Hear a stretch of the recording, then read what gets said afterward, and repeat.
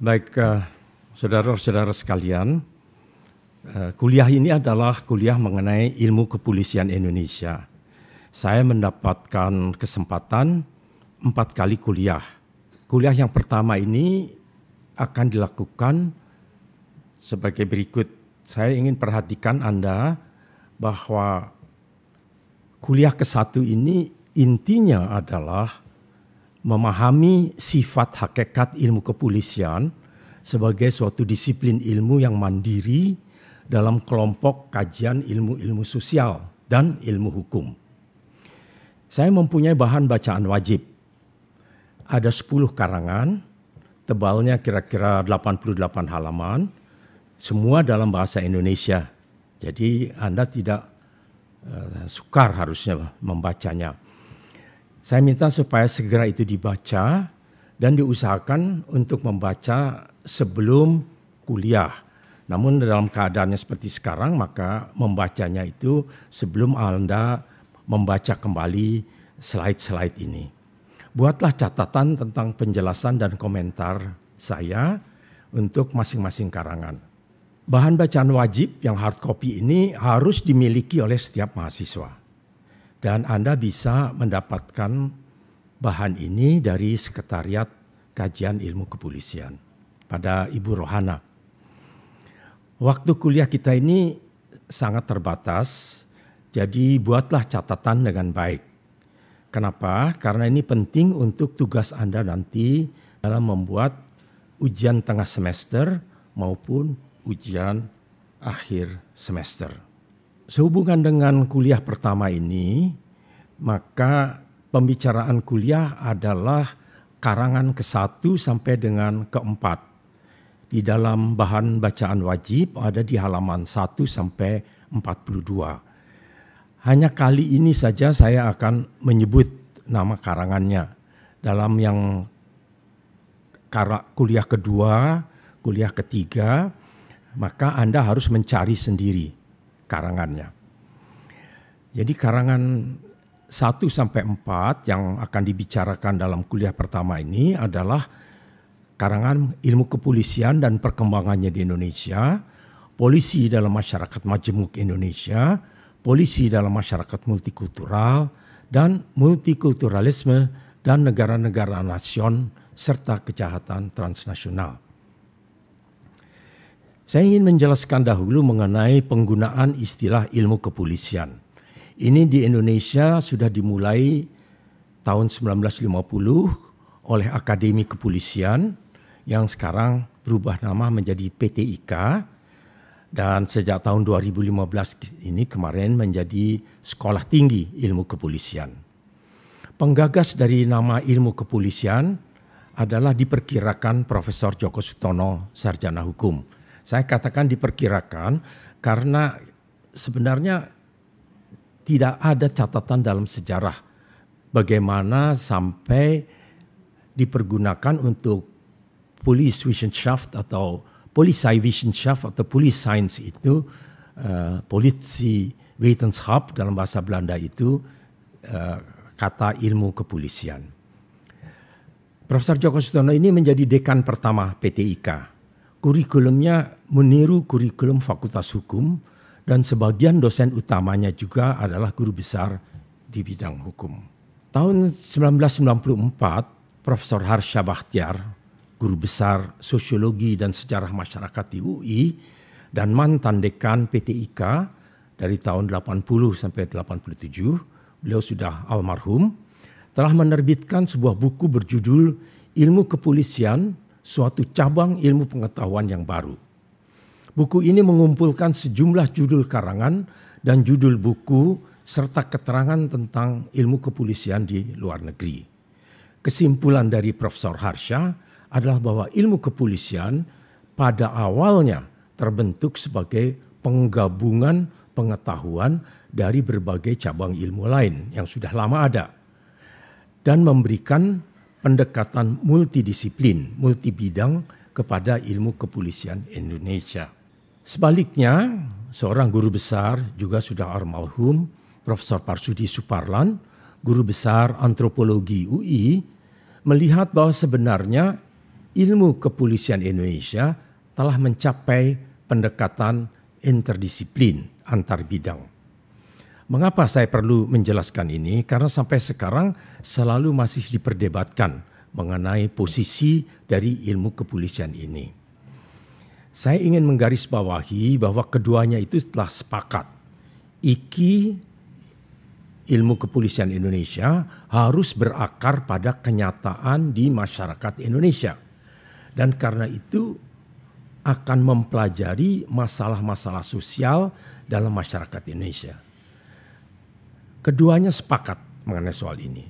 Perbedaan yang ada hanya karena yang satu melihat dari hulu, dari awal, Profesor Harsha Bachtiar, sedangkan Profesor Parsudi melihatnya dari hilir, dari hasil perkembangannya.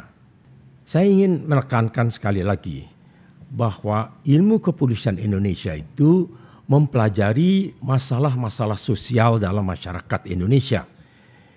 Dan masyarakat Indonesia ini bercirikan masyarakat majemuk. Saya ingin menjelaskan pemahaman saya mengenai masalah masyarakat majemuk ini. Profesor Parsudi Suparlan menginginkan agar polisi mau memahami bahwa pendekatan masyarakat majemuk, plural society, yang berorientasi masyarakat suku bangsa harus diganti. Saya tekankan harus diganti dengan pendekatan masyarakat multikultural, multicultural society, yang berlandaskan perbedaan kebudayaan.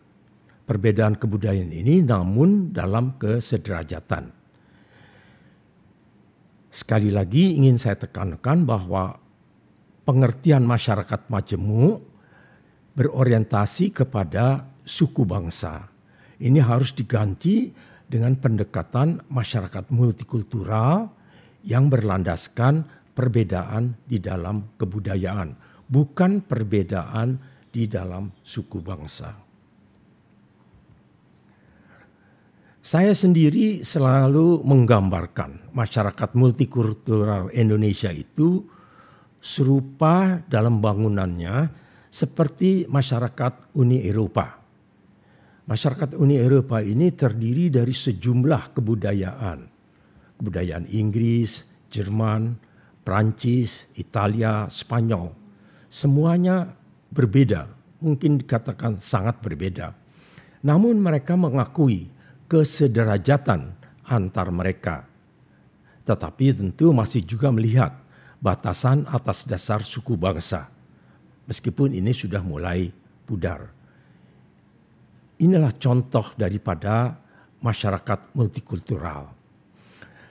Masyarakat majemuk yang sering dicita-citakan oleh masyarakat Indonesia ini, menurut hemat saya, adalah serupa dengan Amerika Serikat. Amerika Serikat itu asal mulanya datang dari berbagai suku bangsa dan juga berbagai warna kulit. Datang dari benua Eropa, berkulit putih, sering berambut pirang. Dari benua Afrika, warna kulitnya lebih gelap dan rambutnya juga berbeda. Benua Asia, dan tentu pribumi asli dari Amerika Serikat sendiri. Namun sekarang Amerika Serikat, masyarakat Amerika Serikat itu sudah dapat bersatu, sudah dapat dinamakan One Nation sebagai bangsa Amerika dengan kebudayaan Amerika. Ada yang dinamakan American Culture.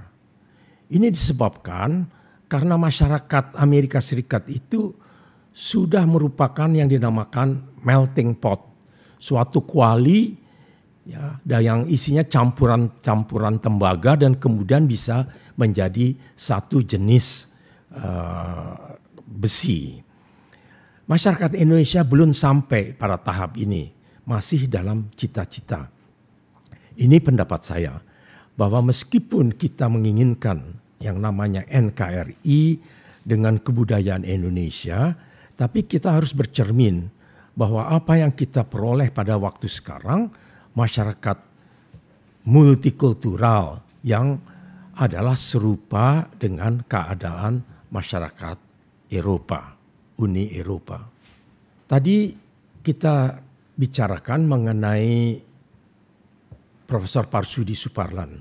Profesor Parsudi Suparlan berpendapat bahwa pemahaman ini perlu dikenali oleh para anggota kepolisian dan merupakan unsur atau bagian dalam perkembangan dari ilmu kepolisian Indonesia. Agar seperti yang dikatakan oleh Profesor Harsha Bachtiar, melihat lapangan kerja Polri, maka janganlah Indonesia dibandingkan dengan Malaysia, Jepang, Korea, Jerman, Perancis, Inggris ataupun Amerika Serikat. Mereka sudah homogen masyarakatnya. Sebaiknya harus dibandingkan dengan keseluruhan benua Eropa dengan masyarakat yang multikultural yang sedikit banyak memperlihatkan juga perbedaan seperti Kepulauan Indonesia. Menurut saya, perbandingan dengan benua Eropa atau dengan Uni Eropa menjadikan pentingnya ilmu kepolisian dibangun di atas ilmu-ilmu sosial seperti antara lain adalah antropologi, sosiologi, kriminologi, ilmu hukum, ilmu komunikasi, psikologi, ilmu ekonomi, ilmu politik. Tentu ini tanpa mengingkari pentingnya pula untuk ilmu kepolisian, ilmu-ilmu pasti seperti ilmu kedokteran forensik, ilmu alam dan kimia forensik, dan ilmu pengetahuan komputer. Karena itulah maka penelitian, saya tekankan di sini penelitian di bidang ilmu kepolisian harus mengarah kepada pendekatan interdisiplin.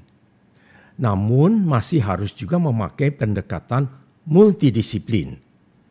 Jadi meskipun pendekatannya interdisiplin, karena adanya masyarakat yang multikultural Indonesia ini, namun kita harus juga memakai pendekatan multidisiplin. Dalam hal yang terakhir ini pengetahuannya diperoleh melalui sejumlah pengajian yang sesungguhnya terpisah satu dari yang lain. Meskipun memusatkan perhatian kepada permasalahan yang sama, seperti antara lain pelanggaran norma, pelanggaran hukum, pidana, konflik dengan kekerasan, dan lain-lain. Ilmu kepolisian Indonesia juga harus mempelajari pengaruh dari globalisasi terhadap hukum pidana dan kriminologi dalam menghadapi kejahatan transnasional. Mengenai hal ini Anda dapat membaca juga secara lebih mendalam dalam karangan terakhir dari bahan bacaan wajib Anda, yaitu yang berjudul Multikulturalisme dan Negara Nasion serta Kejahatan Transnasional. Kenapa saya tekankan kepada masalah globalisasi? Karena globalisasi memunculkan kejahatan-kejahatan baru yang bersifat transnasional seperti antara lain cybercrime, terorisme, human trafficking, money laundering, dan sebagainya. Apa globalisasi itu?